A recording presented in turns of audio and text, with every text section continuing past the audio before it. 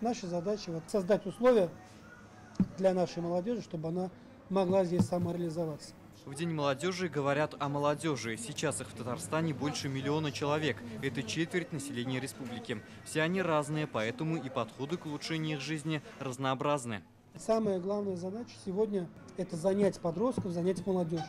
Если они бездельники, если мы их не занимаем, то они начинают там придумывать разные истории негативного иногда содержания, попадают в какие-то передряги и потом, к сожалению, пополняют статистику там, МВД республики. В Казани был создан экстрим-парк «Урам». Его построили по инициативе активной молодежи. На поддержку их идей направлены и грантовые конкурсы.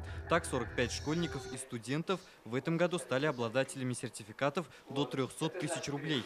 И благодаря поддержке Рустама Нургалиевича Миниханова мы 50 миллионов рублей в год им раздаем в рамках конкурса на реализацию социально значимых проектов для молодежи.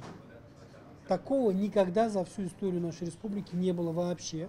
В ближайшие годы прогнозируют снижение количества молодых людей в республике. Это связано с демографическим кризисом. Для стимулирования рождаемости работают 4 госпрограммы. Одни субсидируют стоимость квартир, другие дают соципотеку. Не менее важная проблема – отток молодежи из сел. Совместно с Минсельхозом разрабатывается программа по поддержке молодых селян.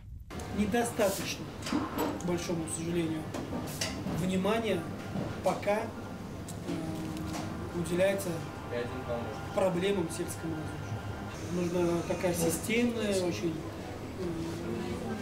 глубокая и содержательная работа.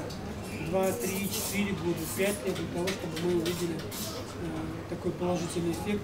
Низкая стипендия, нехватка мест в общежитиях и недоступность фитнес-залов. Молодежь просит решить эти проблемы. В начале месяца на заседании Госсовета Ринат Садыков предложил объявить один из предстоящих годов в Татарстане годом молодежи. Рузаль Шарипов, Игорь Романов, ТНВ, Казань.